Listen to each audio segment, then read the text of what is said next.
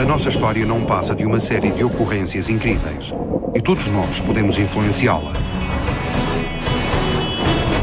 Do nascimento de um império de 2000 anos ao fim de uma civilização florescente. Do gênio criativo de um punhado de homens a uma revolução global. Das mais sinistras visões totalitárias às guerras mais aterradoras. Da resistência heroica de todo um povo à vontade inquebrantável de uma minoria. A mais pequena das nossas decisões influenciou o futuro da humanidade. Conhecer o passado é antecipar o futuro. 28 de outubro de 1962, Cuba. A hora H do ataque é daqui a menos de 13 segundos. Após dias de confronto entre as duas superpotências, a União Soviética toma uma decisão. Já nada tem a temer dos Estados Unidos e tenciona dar-lhes uma lição. Miami não tarda, vai desaparecer do mapa. A União Soviética apropriou-se de material da pesquisa nuclear alemã e pôs recentemente em prática um programa nuclear. Os Estados Unidos, confiantes na sua frota de bombardeiros, negligenciaram o átomo e estão muito atrasados. Explorando a sua superioridade, a União Soviética instalou dezenas de mísseis com ogiva nuclear a poucas centenas de quilómetros da costa americana. Os soviéticos sabem que os Estados Unidos não possuem nenhuma arma de retaliação. Contudo, nada disto aconteceu. 20 anos antes, uma carta assinada por Albert Einstein lançará os Estados Unidos na corrida à bomba atómica.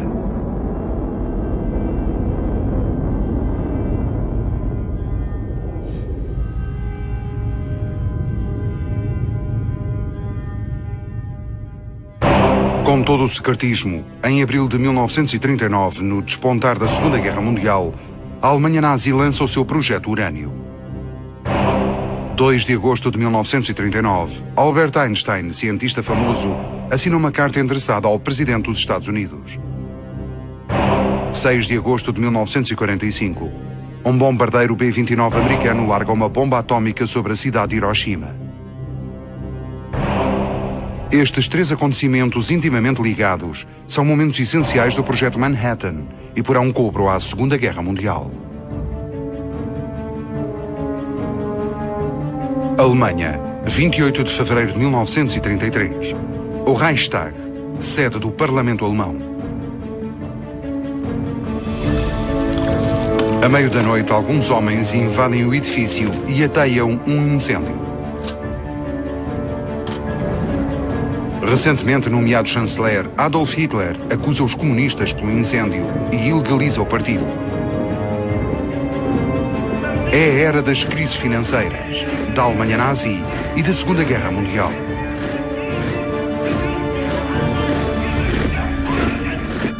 Inexoravelmente, os nazis tomam o poder e impõem a sua ideologia racista. Segundo eles, a Alemanha é só dos arianos, povo que consideram ser uma raça pura.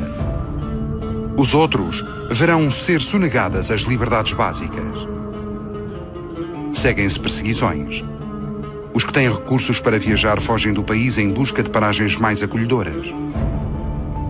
Entre eles, muitos intelectuais, artistas e cientistas, incluindo físicos nucleares. Nessa altura, a Alemanha é um ponto de referência global. Entre 1901 e 1933, 23 prémios Nobel são entregues a cidadãos alemães. Contudo, 7 deles fogem do Reich, devido às limpezas étnicas e políticas. E assim a ideologia nazi priva a Alemanha de grandes cientistas, sobretudo Albert Einstein, que se exila nos Estados Unidos em 1933.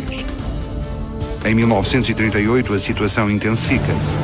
Hitler anexa a região dos Sudetas, na Checoslováquia, com o pretexto de defender os muitos cidadãos alemães que vivem nesse território, e onde existe a maior mina de urânio da Europa.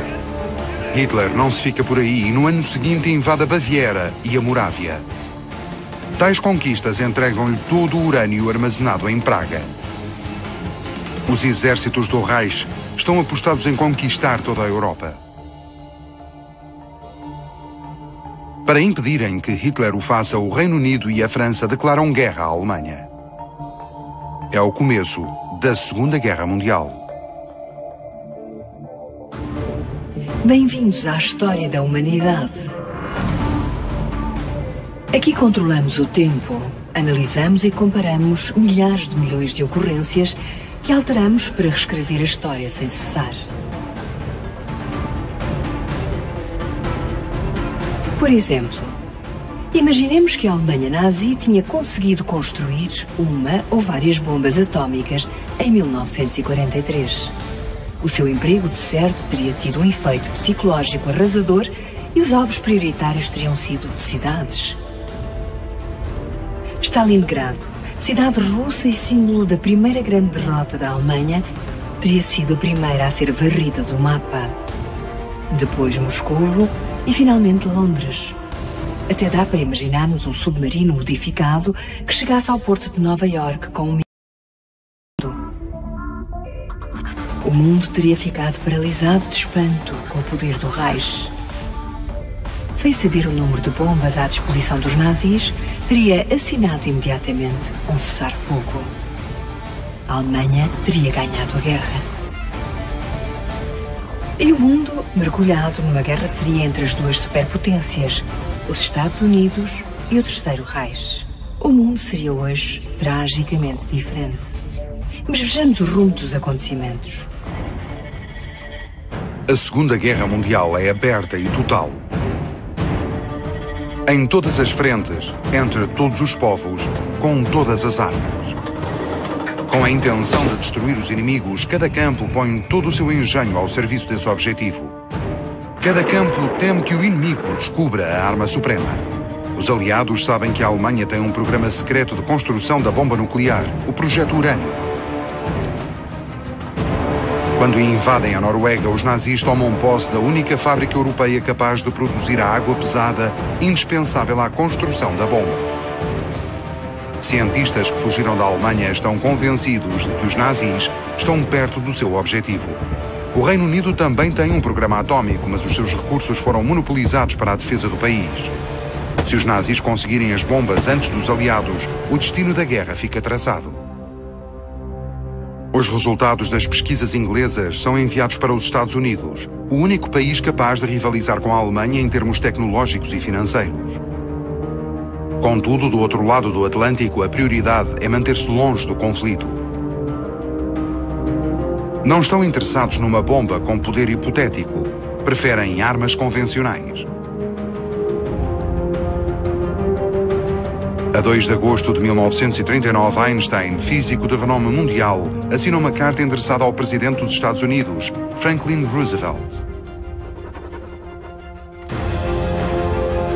Einstein é pacifista declarado, mas considera que se deve impedir a tecnologia nuclear de cair em mãos erradas, custe isso o que custar. O cientista faz soar uma campainha de alarme para obrigar os Estados Unidos a reagir. Na carta, Einstein explica a Roosevelt que os cientistas estão a um passo de saber construir uma bomba nuclear. E acrescenta que a Alemanha está em posição de ser a primeira a consegui-lo. Roosevelt resolve então criar a Comissão do Urânio. A história acaba de atingir um ponto de viragem.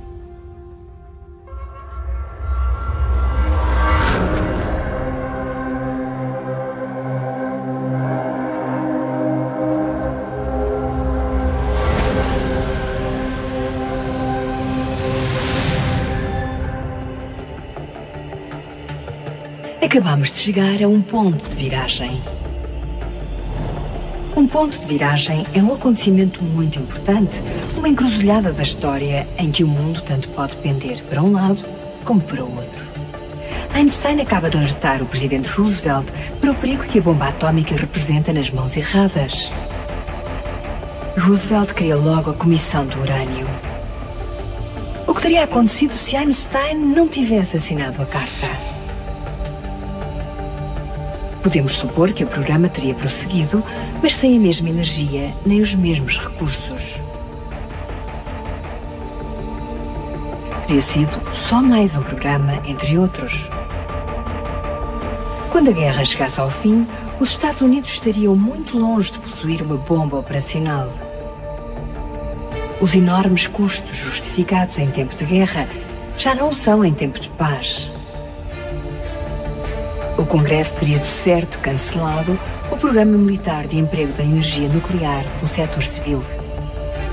No que toca à União Soviética, teria provavelmente recuperado todo o material da investigação nazi que os americanos abandonaram e levado a cabo o seu próprio programa secreto. Nos anos de 1960, para surpresa de todos, os russos teriam realizado um teste nuclear ao fazer explodir a primeira bomba atómica da história.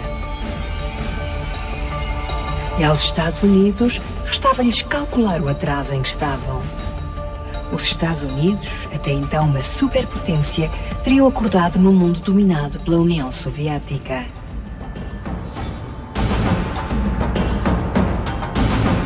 Esta manhã de dezembro de 1941 obriga as forças americanas no Pacífico a prestarem atenção a uma dura realidade.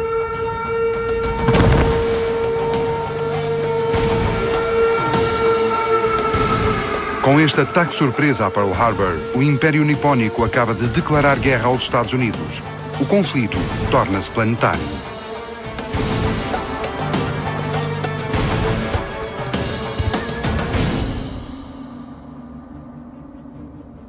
Nos Estados Unidos, a Comissão do Urânio, criada por Roosevelt, torna-se gradualmente um programa ultra-secreto de investigação no campo da física nuclear e, mais tarde, um programa industrial concreto. Chama-se agora Projeto Manhattan. O general Leslie Groves, nomeado diretor do programa, tem acesso a fundos praticamente ilimitados. Recrutou um cientista brilhante para o cargo de diretor científico, Robert Oppenheimer. É a sua missão conseguir uma bomba atómica operacional antes dos nazis. Está lançada a corrida. Groves percebe imediatamente que se trata de uma tarefa colossal. Tem de construir fábricas de raiz, recrutar uma enorme força laboral e empregar gestores experientes. Em locais secretos espalhados por todo o país, as 32 zonas industriais do Projeto Manhattan começam a funcionar a todo vapor.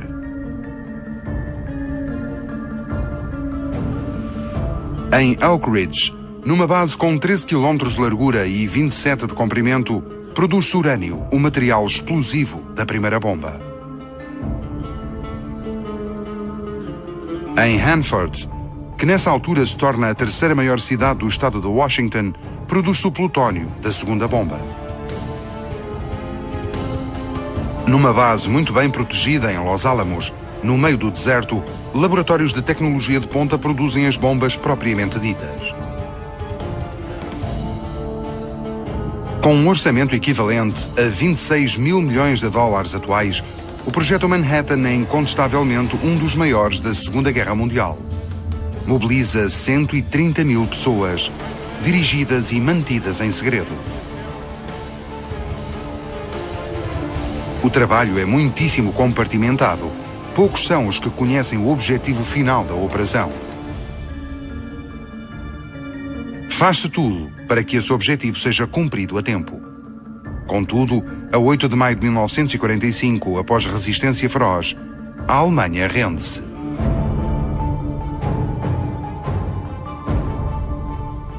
Mas o programa não é interrompido. Pelo contrário, o Japão continua bem presente. Groves ordena às suas equipas que ponham as fábricas nucleares a dar o máximo, até ao limite dos padrões de segurança. Embora o Japão não tenha qualquer hipótese de construir uma arma nuclear, a construção da bomba é prioridade absoluta. 16 de julho de 1945, 5 horas e 29 da manhã. O teste de Trinity, a primeira explosão atómica da história. Com uma potência equivalente à de 20 mil toneladas de TNT, ouviu-se até 300 km de distância. Os Estados Unidos tornam-se a primeira potência nuclear. O átomo, tão pequeno, tão inofensivo. E, no entanto, alguns têm uma capacidade especial. Cindem-se em dois, fenómeno conhecido por fissão nuclear. Quando bombardeados por neutrões, esses átomos dividem-se, libertam então uma enorme quantidade de energia e, o que é mais importante, libertam neutrões que depois provocam a fissão de mais átomos. É uma reação em cadeia. Quando os átomos são suficientemente numerosos e estão muito perto uns dos outros, a reação em cadeia não para e ela torna-se explosão. Certos átomos são particularmente adequados a este processo, os de urânio e os de plutónio. O projeto Manhattan produz 2 tipos de bomba em paralelo. A Little Boy é uma bomba atômica de 3 metros de altura e uma carga de urânio. A Fat Man, a mais potente das duas, está equipada com plutónio. Construídas mais tarde, nos anos de 1950, as bombas H ou termonucleares não resultam da fissão nuclear, mas sim de fusão nuclear. São horrorosamente mais potentes. A explosão da primeira bomba atômica foi equivalente à detonação de 20.000 toneladas de TNT. Em 1961, os russos testam a bomba termonuclear Czar, equivalente a 57 milhões de toneladas de TNT. A bomba atômica é uma bomba arrasadora. Construíram-na para tentar inverter o rumo da guerra. Mas em agosto de 1945 a Alemanha já se rendeu e o Japão não para de recuar perante o poderoso avanço dos Estados Unidos. A guerra está ganha. Agora é só uma questão de tempo. Fábricas americanas produziram porta-aviões às dezenas, aviões aos milhares. Tal como a Alemanha perante o cilindro soviético, o Japão já não consegue inverter a situação. Mas os japoneses estão dispostos a lutar até ao último homem. Os fuzileiros combatem soldados japoneses fanáticos. O mais pequeno dos atóis é conquistado à custa de perdas enormes. Os soldados do imperador preferem morrer a render-se. Pilotos suicidas apontam deliberadamente os aviões a navios inimigos. Cada palmo de terra é tenazmente defendido. No começo de 1945, as forças navais americanas estão suficientemente perto da costa japonesa para bombardearem cidades e indústrias. Planeia-se a invasão das ilhas principais do arquipélago, mas a operação é arriscada. O exército japonês ainda conta com quase 2.300.000 homens. A derradeira batalha teria sido ganha à custa de imensos mortos dos dois lados. E nenhum lado deseja mais um ano de guerra. Querem é acabar com ela.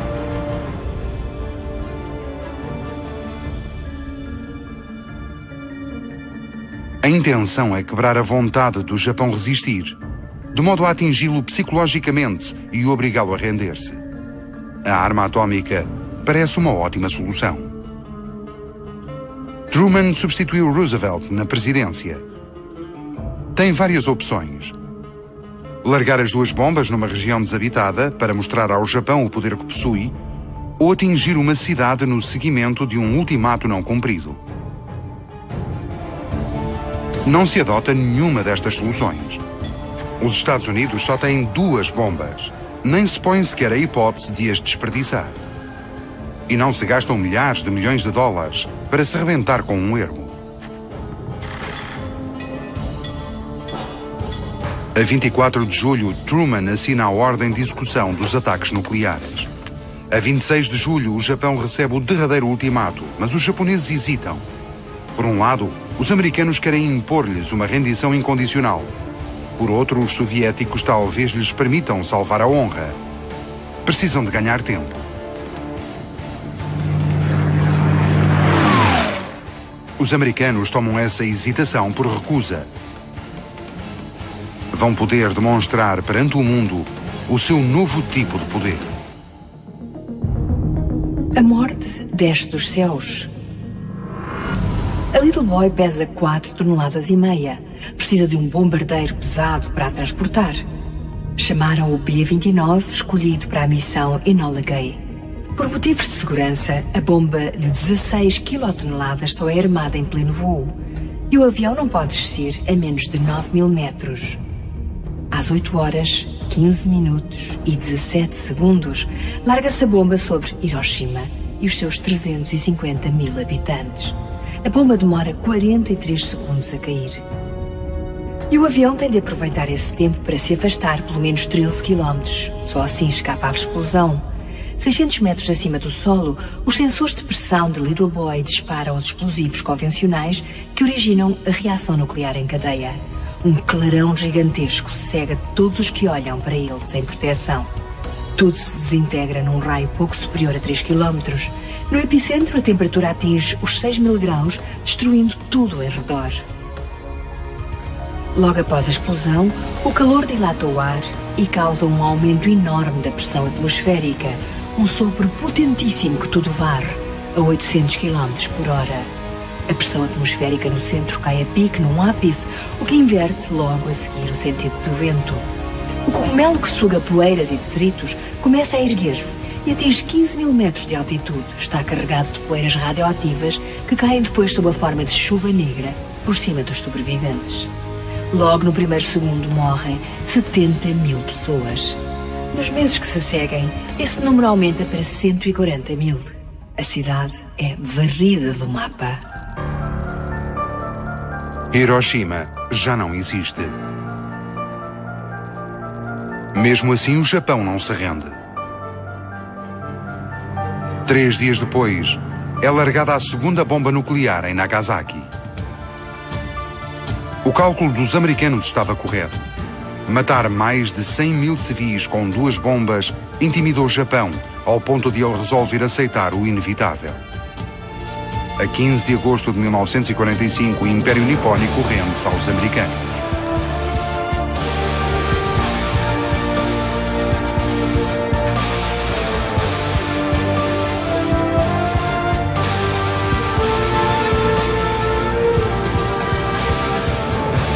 Termina a Segunda Guerra Mundial. Unidos, os aliados conseguiram vencer os inimigos, mas a coesão aparente esconde uma divergência inconciliável. A União Soviética e os Estados Unidos tornam-se superpotências ideologicamente opostas. Mesmo antes do fim da guerra, as fricções são claramente visíveis. Durante o conflito, os aliados aperceberam-se da grande importância da investigação científica. A partir de 1943, os serviços secretos russos obtiveram informações preciosas sobre o Projeto Manhattan, que levaram Stalin a lançar um programa nuclear próprio. Com a Alemanha derrotada, os aliados disputam os despojos do Projeto Urânio alemão. A missão Alsos é um ramo especial do Projeto Manhattan. É seu objetivo recuperar tudo o que puder antes dos soviéticos entrarem na Alemanha. Conduzida por ataques de comandos, a missão Alsos possibilitou a recuperação de documentos secretos, equipamento valioso e, acima de tudo, muitos cientistas alemães. O estudo de tal informação vem a mostrar que os nazis, afinal, não estavam muito avançados em relação ao Projeto Manhattan. Não teriam conseguido produzir armas nucleares durante ainda vários anos. No entanto, foi a Alemanha o principal motivo que levou os Estados Unidos a fabricarem a bomba atómica. Einstein nunca se perdoou por ter contribuído para a criação dessa arma. Em 1955, aos 76 anos, confessa: cometi um grande erro na minha vida, assinar aquela carta. Vários anos depois, muito em virtude do desmantelamento de instalações alemãs e da rede de espionagem nuclear, a União Soviética realizou o primeiro teste. Desde então, já mais 8 países fabricaram e possuem armas nucleares. Antes aliados, Estados Unidos e União Soviética entram na corrida ao armamento nuclear. É o começo da Guerra Fria. Mas essa é outra história. Guerra total. Durante a Guerra Civil, os Estados Unidos aplicaram o conceito de fazer a guerra recorrendo a todos os meios. Não importam os métodos utilizados, importa é ganhar. Na Segunda Guerra Mundial, tal princípio foi amplamente aplicado pelos 2 campos até às últimas horas da guerra. Na Alemanha, por exemplo, as cidades de Dresden e Hamburgo foram destruídas por intensos bombardeamentos aliados. Morrem 70.000 pessoas queimadas por bombas incendiárias. No Japão, Tóquio é literalmente massacrada por bombas. Morrem 100.000. Legalmente, tal ainda não é crime de guerra.